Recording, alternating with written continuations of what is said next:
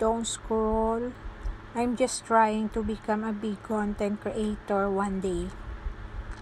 But I have no support, so if you have the chance, please subscribe and like. O ang buhay ng Atsay. Araw-araw linis. Tupi ng mga damit. Yan.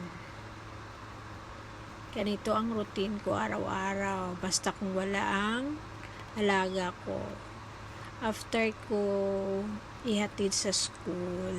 Ay, ganito yung kakalat yung bahay namin. Yes, Dan dito sa room ng mga amo ko.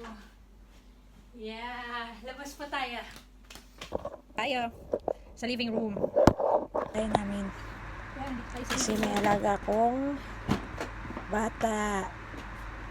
At kailangan unahin yung bata bago yung paglilinis. Kung wala na siya, kung nandun na siya sa school, yun na paglinis ko.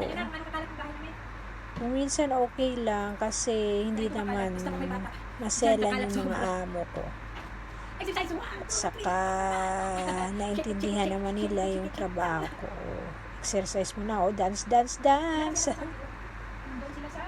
Ganun ang buhay ng OFW. Hindi madali yung trabaho ng OFW. Ang sabi nila, masaya daw dito.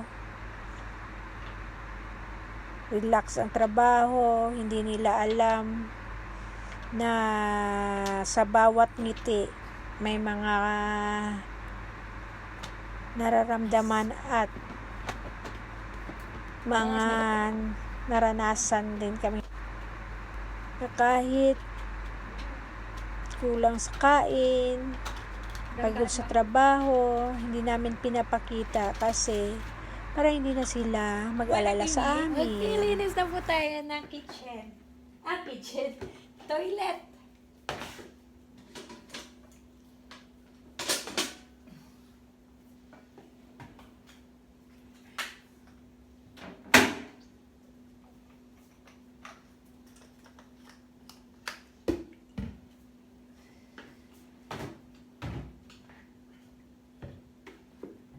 Ganito ang buhay na Atsay. Walang busy. Walang time.